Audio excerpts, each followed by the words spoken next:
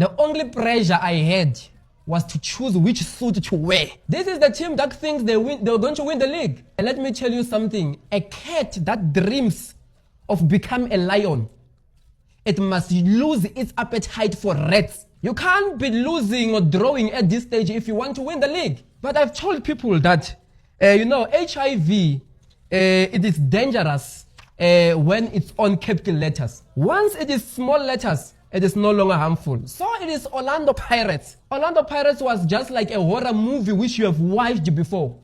Watching it again was no longer scary, man. I'm appealing to SAFA and the Minister of Sport to at least take Orlando Pirates supporters to a counseling. They are no longer safe to the society. They are becoming a danger to the society. After this game, I think they deserve to go to counseling because I think they are no longer right. They deserve counseling. They deserve counseling. Thank you so much.